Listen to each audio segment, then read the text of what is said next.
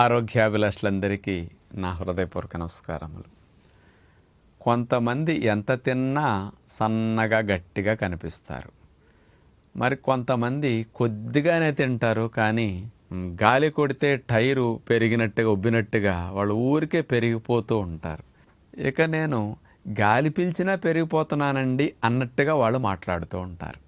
మరి దీనికి కారణం ఏమై ఉంటుంది అనేది చూస్తే హెరిడిటరీ ఎఫెక్ట్స్ ఉంటాయని, శారీరక శ్రమను, కొన్ని రకాల అనారోగ్య కారణాలను ఇట్లా అనుకుంటూ ఉంటాం. కానీ దీని వెనక ఒక సైంటిఫిక్గా వాస్తవం ఉందని స్పష్టంగా రుజువైన విషయాన్ని డాక్టర్ డి నాగేశ్వరరెడ్డి గారు, మన ఏషియాలోనే ప్రముఖ డాక్టర్, గ్యాస్ట్రోఎంట్రాలజిస్ట్, మన భారత ప్రభుత్వం వారికి పద్మభూషణ్ అవార్డు ఇచ్చి సత్కరించింది. చాలా పరిశోధనలు, మన ఇండియాలో వారు చేసినంత పరిశోధనలు ఇంకెవ్వరు చేయరని చెప్పచ్చు. మహామేధావి వారు. ఈ ప్రేగుల మీద స్పెషల్గా పరిశోధనలు వాళ్ళ ఇన్స్టిట్యూషన్లోనూ ప్రపంచవ్యాప్తంగా జరిగే వాటిని అధ్యయనం చేసి మనకు అవేర్నెస్ కలిగిస్తూ ఉంటారు. ఇలాంటి తక్కువ తిన్నా ఎక్కువ బరువు పెరగటానికి ప్రేగుల్లో ఉండే బ్యాక్టీరియాలే కారణమని ఈ మధ్య పరిశోధనలనే రుజువు చేస్తున్న వాస్తవాన్ని వారు తెలియచేశారు. మన తెలుగు పేపర్స్లో కూడా చాలా వాటిలో వారి ఇంటర్వ్యూ వచ్చింది. అదిగో అది మీకు చూపిస్తున్నాం, ఇక్కడ చూడండి వారి ఫోటో. వారు ఇచ్చిన ఇంటర్వ్యూలో మన ప్రేగుల్లో మంచి బ్యాక్టీరియాలు, చెడ్డ బ్యాక్టీరియాలు అని రెండు రకాలుగా ఉంటాయి. ఎవరిలో అయితే జీవనశైలి, మంచి ఆహార నియమాలు, ఇంటి పట్టునే వంట తింటూ ఇలాంటి ఆరోగ్యకరమైన వాతావరణంలో ఉంటారో అలాంటి వారి ప్రేగుల్లో గుడ్ బ్యాక్టీరియాలు ఎక్కువ ఉంటాయి.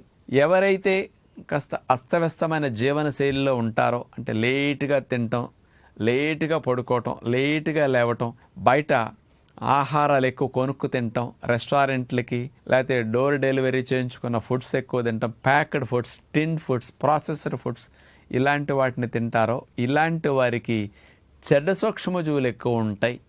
ఇలాంటి బయట ఆహారాలు తిన్నప్పుడు బయట ఆహారాలు నిల్వ ఉంచడానికి అందులో వాడే కలర్స్, ఫ్లేవర్స్, ప్రిజర్వేటివ్స్, వీటి ఎఫెక్ట్ కారణంగా చెడ్డ సూక్ష్మజీవులు పెరుగుతాయట.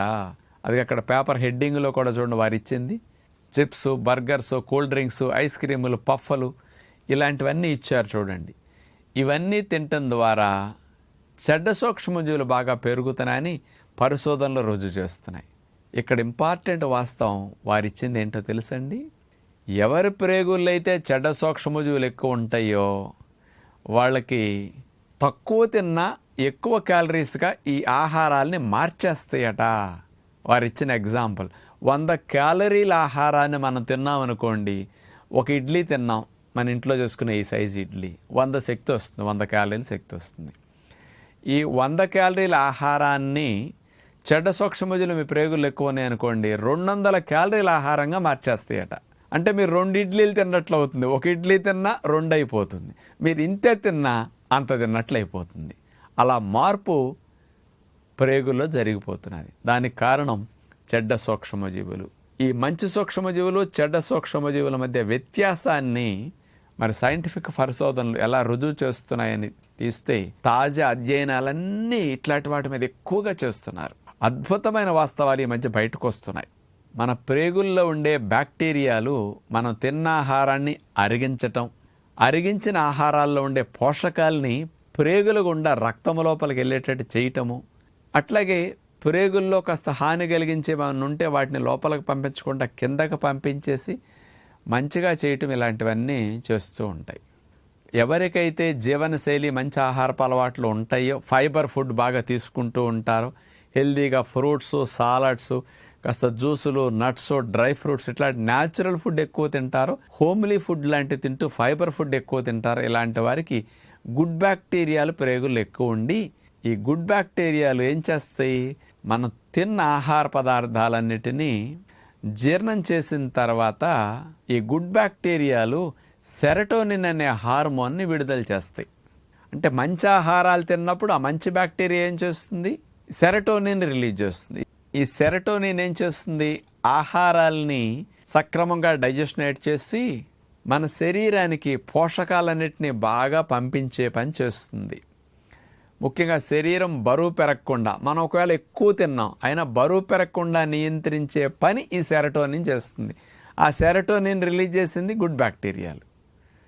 అందుకని గుడ్ బ్యాక్టీరియాలు ఉంటే మనం 2 సార్లు 3 సార్లు కాస్త ఎక్కువ మొత్తంలో తిన్నా అది శరీరం బరువు పెరగకుండా నియంత్రించే ప్రక్రియ చేస్తుంది.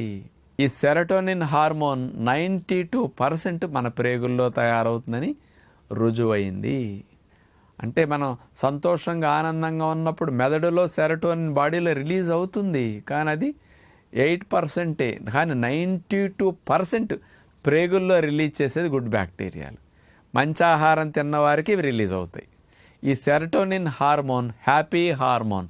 మీరు ఉత్సాహంగా ఉల్లాసంగా ఉండేటట్టు, మీరు బాగా యాక్టివ్గా ఎనర్జెటిక్గా ఉండేటట్టు చేసే హార్మోన్ ఈ సెరటోనిన్. గుడ్ బ్యాక్టీరియాల వల్ల జరిగే మేలు. అందుకని మీరు ఎక్కువ తిన్నా బరువు పెరగకుండా కొందరు ఉంటున్నారంటే ఇది. ఇక కొంతమంది కొద్దిగా తిన్నా లావు అయిపోతున్నారే, మరి వాళ్ళలో ఏం జరుగుతుంది? వాళ్ళలో బ్యాడ్ బ్యాక్టీరియాలు ఎక్కువ ఉన్నట్టు మీరు గుర్తుపెట్టుకోవాలి. ఇక అంతే, అంతకంటే ఆప్షన్ లేదు కదా. ఇక నేను కొంచెమే తింటున్నానండి, ఎందుకు లావు అవుతున్నానంటే, ఒక ఇడ్లీ లోపలికి వెళ్ళాక 2 ఇడ్లీలుగా మారిపోతున్నాయి. మరి దాన్ని చేసేది చెడ్డ బ్యాక్టీరియాలు. ఈ చెడ్డ బ్యాక్టీరియాలు మనం తినే ఆహారాలను ఏం చేస్తాయి? డైజెషన్ చేసి అక్కడ మంచి బ్యాక్టీరియాలు సెరటోనిన్ని రిలీజ్ చేస్తే, ఈ చెడ్డ సూక్ష్మజీవులు ఆహారాలని జీర్ణం చేశాక ఇవేమి రిలీజ్ చేస్తాయి తెలుసా? మెలటోనిన్ అనే హార్మోన్ రిలీజ్ చేస్తాయి. ఈ మెలటోనిన్ హార్మోన్ ఎక్కువ ప్రేగుల్లో రిలీజ్ అయిందనుకోండి, ఇదేం చేస్తుంది? 100 క్యాలరీలు తిన్న ఆహారాన్ని కూడా 200 క్యాలరీలుగా రెట్టింపుగా మార్చేస్తుంది. అందుకని మీరు ఈ ఆహారం అంతా లోపలికి వెళ్ళేటట్టు కొవ్వుగా మారి పేరుకునేటట్టు చేస్తుంది ఈ మెలటోనిన్. అంచేతని తక్కువ తిన్న ఎక్కువ బరువు పెరగటానికి చెడ్డ సూక్ష్మజీవులు మెలటోనిన్ ప్రొడ్యూస్ చేసి ఈ రకమైన రసాయనిక చర్యకు కారణం అవుతున్నాయి. ఈ మెలటోనిన్ హార్మోన్ నిద్రపుచ్చే హార్మోన్. రాత్రిపూట అంటే పర్వాలేదు, కానీ ఈ చెడ్డ సూక్ష్మజీవులు ఎక్కువ మొత్తంలో మెలటోనిన్ రిలీజ్ చేస్తే మీకు డే టైం కూడా నీరసంగా, మత్తుగా, బద్ధకంగా, నిస్సత్తువుగా ఇలాంటి లక్షణాలు మీరు ఎక్కువ మందికి ఎవరికన్నా అనిపిస్తున్నాయంటే చెడ్డ సూక్ష్మజీవులు ఎక్కువగా రిలీజ్ చేసే మెలటోనిన్ యొక్క నష్టం అన్నమాట. అందుకని 100 క్యాలరీలను కూడా 200 క్యాలరీలుగా మార్చే పని చెడ్డ సూక్ష్మజీవులు ప్రేగుల్లో చేసి ఆహారాలన్నీ బ్లడ్లోకి వెళ్ళి కొవ్వుగా మారేటట్టు ఎక్కువగా చేస్తున్నాయి. కాబట్టి ఇక్కడి నుంచైనా తినే ఆహారము, మన జీవనశైలి, మన ప్రేగుల్లో ఉండే గుడ్ బ్యాక్టీరియా, బ్యాడ్ బ్యాక్టీరియాల మీద ఎంతో డైరెక్ట్గా ప్రభావాన్ని చూపుతున్నాయని మనం అర్థం చేసుకుంటున్నాం. కాబట్టి సాధ్యమైనంత వరకు ప్రేగుల్లో గుడ్ బ్యాక్టీరియా పెరిగి చెడ్డ బ్యాక్టీరియా తగ్గాలంటే సాయంకాలం 6 గంటలకల్లా నట్స్, డ్రై ఫ్రూట్స్, ఫ్రూట్స్ లాంటివి తినేయండి.